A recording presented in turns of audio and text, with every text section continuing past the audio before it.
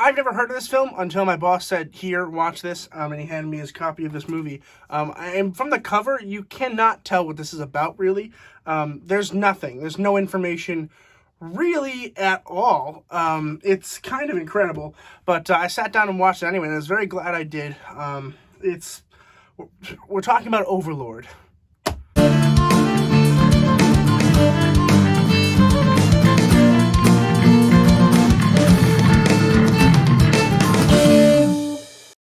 Overlord was released in 2018. It was written by Billy Ray and Mark L. Smith and directed by Julius Avery. No spoilers, but the general idea is it's set in World War II, okay? And these American people are like, we're going to go kill Nazis. And so they land, and then their goal is to blow up this tower, which has like a lot of resources and stuff like that. So they go into the tower. It's more complicated, and there's a lot more happens, but the general idea is they go into this tower, and they discover that there are these like Nazi super soldier kind of people. They're basically zombies, and they have to deal with the zombies. That's kind of the whole movie.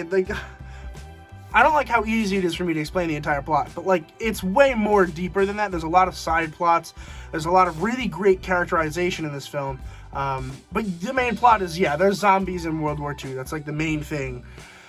And it's cool. My boss was explaining it to me, and I was like, I don't understand how they're gonna do that. Like, I feel like this can't be a real thing. It's a real thing. It really does happen, and it works very well. I will say that I was very impressed with the manipulation of the story to make it seem like it is more of a war film than a zombie film, because it is a zombie film. There's no telling it's not.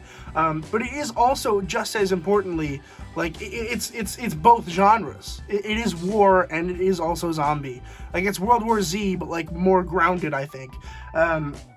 And the performances really sell this movie. I will say that Wyatt Russell as Ford was freaking awesome. I love Wyatt Russell. I did find it funny that he was in another movie about super soldier serum, but whatever. And I loved Jovan Adepo. I apologize if I pronounced that wrong. As Boyce. I don't think I've ever seen him in anything else, but he was freaking fantastic in this film. Easily the best performance in this film by far. I think he landed here and he was like, all right, here we go. We're going to be doing this. And he just executed it perfectly. I need to check his IMDb and see what else he's been in and see if I've seen anything else with him. But he is absolutely stellar in this film. I hope he does other things. In terms of other performances, I was disappointed by Ian DeCasticker, who was one of my favorite actors. He was in Agents of S.H.I.E.L.D. as Leo Fitz, who is my favorite character from that series, and he was brilliant in that entire series. That's just awesome. And then he's really not good in this. He's really not good at this. First of all, he puts on this really fake American accent. I assume he is Irish or whatever, because like that's his normal accent, I imagine.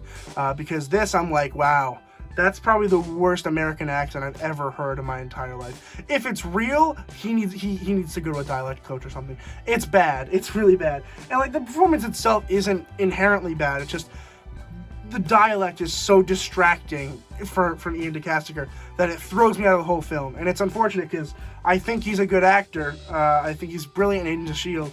And I literally was sitting here, and then the opening scene is on a plane, and we just like kind of see him for a second, and the camera passes by, and I paused. I was like, "Is that Ian DeCasticker?" And it is. And I'm like, "Whoa, cool." So anyway, it was cool to see him, but I wish he was better. But yeah, the performances overall are really, really good, particularly from Adepo here. I think he's absolutely freaking fantastic.